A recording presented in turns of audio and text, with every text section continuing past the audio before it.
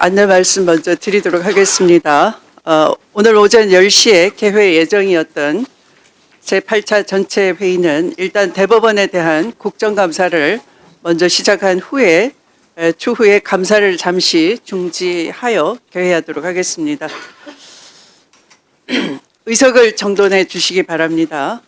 오늘부터 10월 30일 목요일까지 18일간 우리 법제사법위원회 소관 기관들에 대하여 헌법 제61조, 국회법 제127조, 국정감사 및 조사에 관한 법률 등에 따른 국정감사가 실시됩니다. 올해 국정감사는 정책감사, 민생감사가 될 수 있도록 위원님들과 수감기관장님들께서는 적극 협조해 주시기를 당부드립니다. 그러면 2025년도 국정감사 첫 번째 순서로 대법원과 그 소속 기관에 대한 국정감사 실시를 선언합니다.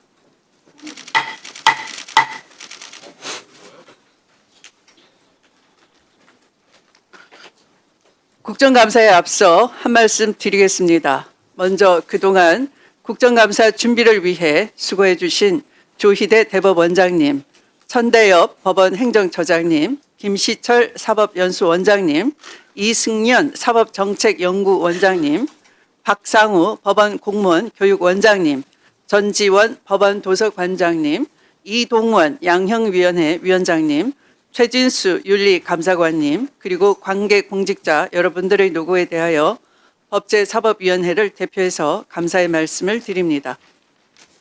국정감사는 국회가 국가기관 운영 전반에 관한 실태를 정확하게 파악하여 법률안과 예산안 등의 심의에 반영하기 위해 실시됩니다.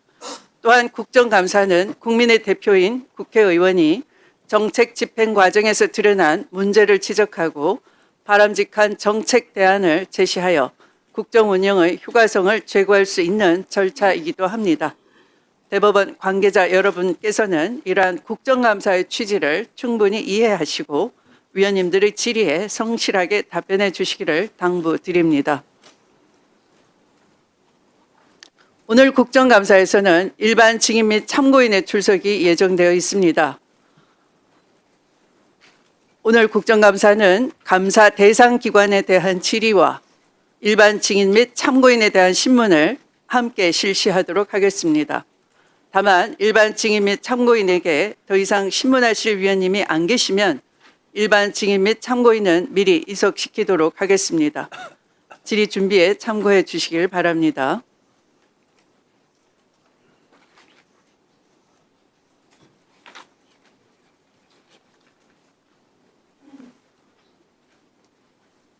국정감사에서 그동안 관례에 따라 대법원장님은 인사 말씀만 드리고 이석했습니다. 하지만 초대 김병로 대법원장과 조진만 민복기 대법원장 등은 국회에 출석해 질의 응답에 응했습니다. 그래서 이에 대해 한 말씀 먼저 드리도록 하겠습니다. 지난 9월 30일 국회 법제사법위원회는 그동안 지속적으로 요구해온 대법원장님의 대선 개입 의혹 사건에 대해 해명할 기회와 답변을 요구해 왔습니다. 그러나 이에 대해 시원한 의혹 해소는 없었고 해명 자료 또한 낸 바가 없습니다. 국회는 국민을 대변해 이를 묻는 곳입니다. 관례라는 이름으로 국회법 121조와 129조에 명시된 조항을 회피할 수는 없기 때문입니다. 누구보다 법을 존중해야 할 대법원장님께서 관례라는 말로 책임을 회피할 방패로 삼으시지 않기를 바랍니다. 관례가 법적 구속력을 가지려면 오랜 기간 형성된 관습법으로서 공익에 부합하고 정의와 합리성의 원칙에 부합해야 할 것입니다. 즉 관례는 공익에 복무할 때만 정당성을 가진다라고 저는 생각합니다. 그런데 대법원장님께서는 이번 국회 출석과 관련해 본인에게 불리한 상황에서는 관례를 내세우며 책임을 회피하면서 정작 지난 5월 1일 전원합의체 판결에서는 수많은 사법부 내부 관례를 스스로 깨뜨린 바 있습니다. 전원합의체 해부 절차, 사건 검토 기간, 심리기일 운영, 판결 선고 시기 등 모든 단계에서 기존 관례를 무시하고 예배를 적용해 이례적으로 속전속결 판결을 내렸습니다. 그러나 예외를 반복적으로 적용하다 보면 직권 남용 의혹까지도 받을 수밖에 없는 것입니다. 법 앞에 누구나 평등합니다. 국회 인사청문회를 거치셨고 대법원장님 또한 헌법상 대한민국의 공직자이며 대법원은 명백히 국정감사의 기관입니다. 따라서 국회의 질의에 응답하고 국민 앞에 소명하는 것은 헌법 제7조의 공무원의 책무이자 헌법 제61조의 국정감사 조사권에 따른 당연한 의무임을 다시 한번 상기해 주시길 바랍니다. 대법원장님께서 인사 말씀과 함께 여야 약간명의 위원님들로부터 질의응답을 통해 국민적 의혹을 말끔히 해소해 주실 것을 정중히 부탁드리는 바입니다. 또한 대법원장님 개인적으로도 그간 의혹으로 오해받는 사항이 있다면 이 기회를 통해서 해소하는 기회로 삼으시기를 바랍니다. 그러면 조희대 대법원장님 인사해 주시기 바랍니다.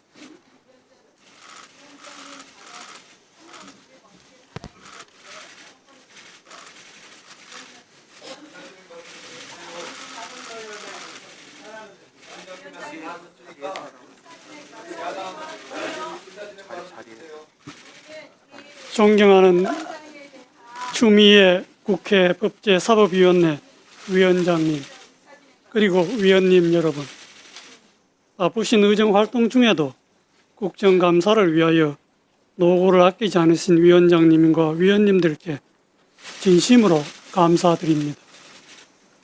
사법부는 신속하고 공정한 재판을 통하여 국민의 권리를 보호하는 헌법적 사명을 완수하고자 끊임없는 노력을 기울여 왔습니다.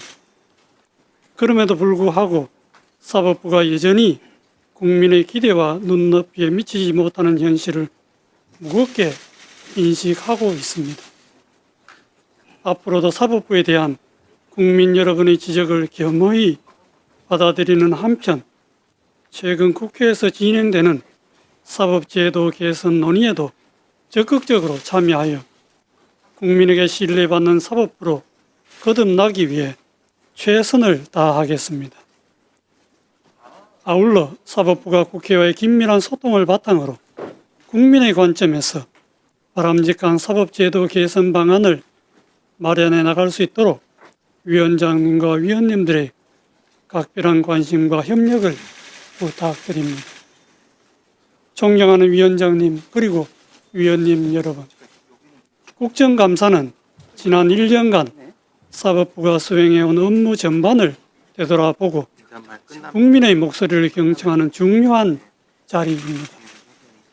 국민의 대표이신 위원님들께서 주시는 지적과 질책을 보다 더 나은 사법부를 만들기 위한 소중한 밑거름으로 삼겠습니다.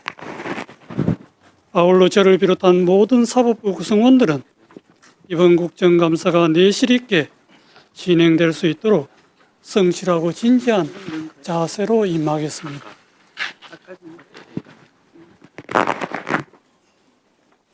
저는 대법원장으로 취임한 이래 오늘에 이르기까지 오직 헌법과 법률에 따라 직무를 수행해 왔으며 정의와 양심에서 벗어난 적이 없음을 분명히 말씀드립니다. 그럼에도 불구하고 사법부를 둘러싼 작금의 여러 상황에 대해서는 깊은 책임감과 함께 무겁고 안타까운 마음을 금할 수 없습니다. 앞으로 국회를 비롯한 각계각층의 다양한 의견에 귀 기울이며 국민에 대한 봉사와 책임을 더욱 충실히 다해 나가겠습니다. 그리고 이번 국정감사와 관련하여 추가로 말씀드리고자 합니다.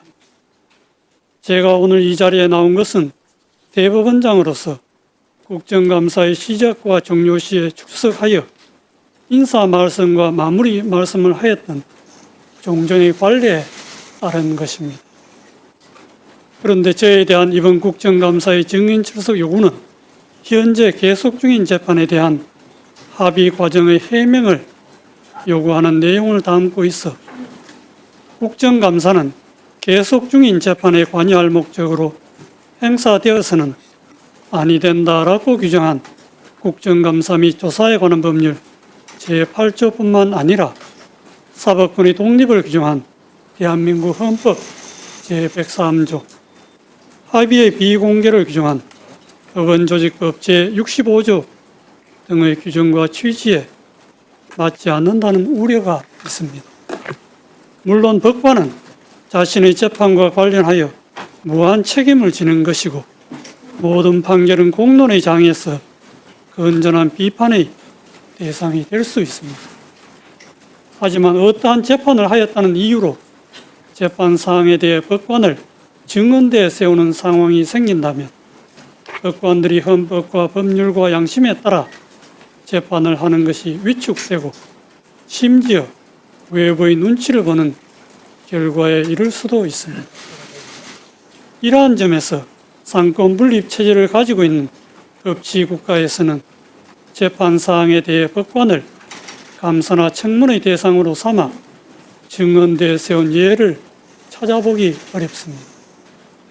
우리 국회도 과거 대법원장의 국정감사 증인 출석 필요성에 관한 논란이 있었을 때 삼권 분립과 사법권 독립을 존중하는 헌법 정신과 가치를 확인하는 취지와 관행과 예우 차원에서 그 권한을 자제하여 행사하여 온 것으로 알고 있습니다. 이는 민주주의와 법치주의를 실질적으로 달성하기 위한 필수 불가결한 전제로서 재판의 독립은 보장되어야 한다는 믿음과 역사적 경험에 기초한 것입니다.